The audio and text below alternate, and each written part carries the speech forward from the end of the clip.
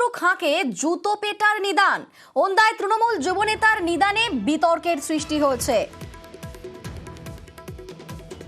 আমার বিজেপির প্রার্থী হয়েছেন সৌমিত্র খাঁ, তাহলে যদি আপনারা টাকাটা আদায় করতে চান, সৌমিত্র খাঁ যখন আপনাদের এলাকায় আসবে তখন আপনারা ওকে ঘেরাও করবেন, ওকে প্রয়োজন হলে জুতো লাঠি এবং জুতো পিটা করে খেলাবেন, বলবেন আমাদের টাকাটা আগে ফেরত দাও, তারপর আপনি এলাকা ছাড়বেন, তাহলে ওকে এলাকা ছাড়তে দেবেন না।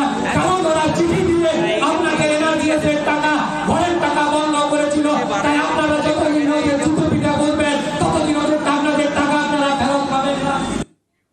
আমাদের সঙ্গে রয়েছেন প্রতিনিধি প্রিয়ব্রত। প্রিয়ব্রতর বিস্তারিত বলবে। প্রিয়ব্রত, দেখো, যুব সভাপতি মণিশঙ্কর মুখার্জি তিনি এই মুক্তি করেছেন যে জুতো পেটা করতে হবে, ঝাঁটা পেটা করতে হবে, সৌমিত্র খাঁকে আটকে রাখতে হবে। কিন্তু জনগর্জন সভা, জনগর্জন সভার প্রস্তুতি ছিল অদায় এবং সেখানে তিনি এই বক্তব্য রাখেন প্রকাশ্য মঞ্চে এবং তার পাশাপাশি যে 100 দিনের কাজের টাকা, সেই টাকা না দেওয়ার কারণে এই মুক্তি করেন। 100 দিনের টাকা দেয়নি, কেন্দ্রীয় সরকার আটকে দিয়েছে এবং সেক্ষেত্রে এই সৌমিত্র খাঁ আবার প্রার্থী করেছে। সেই সৌমিত্র খাঁ এলে তাকে আটকে রাখুন এবং তাকে জুতো পেটার হাতে পেটা করুন, এই নিদান দিয়েছে। এবং পরবর্তীকালে তাকে যখন ধরা হয় যে তিনি এই প্রকাশ্য মঞ্চে এরকম মুক্তি করলেন কেন, কর্মীদেরকে কেন উস্কানি দিলেন, সেক্ষেত্রে তিনি কিন্তু সরিয়ে যাননি। তার বক্তব্য থেকে তিনি দাবি করেছেন যেটা স্বাভাবিক, যেটা বিষয় সেটাই তিনি তুলে ধরেছেন, এতে কোনো দোষ দেখছেন না তিনি। অবশ্য সৌমিত্র খাঁ এতে কিন্তু বলেছেন যে তার মতন ছোট্ট নেতা তার বিরুদ্ধে যে বক্তব্য করেছেন তাকে কি পাত্তা দিতে যায়নি, কিন্তু তার পাশাপাশি তিনি বলেছেন এটাই তৃণমূল কংগ্রেসের কালচার, সেই কারণেই এমন মুক্তি করছে তৃণমূল কংগ্রেসের যুব সভাপতি। বেশ, এবং তারই পাল্টা আক্রমণ করেছেন বিজেপি প্রার্থী সৌমিত্র খাঁও।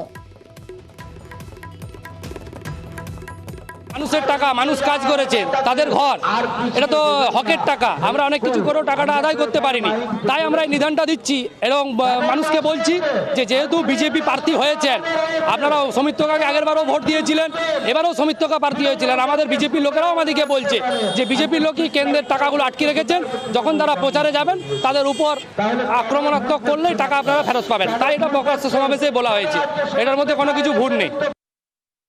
তৃণমূল একটা অসভ্যদের দল, অসভ্য দলের কিছু উলঙ্গ নেতারা এইসব ধরনের বলে, তাই আমি এইসব নিয়ে ভাবতে চাই না। এর আগেও রেজাল্ট পেয়েছে, মানুষ তৃণমূল কংগ্রেসকে আর ভোট দেবে না গোটা পশ্চিমবাংলা জুড়ে। বিষ্ণুপুর তো তৃণমূলের কোনো জায়গায় নেই, তাই অসভ্য দলের অসভ্য কর্মীদের উত্তর দেওয়া উচিত না।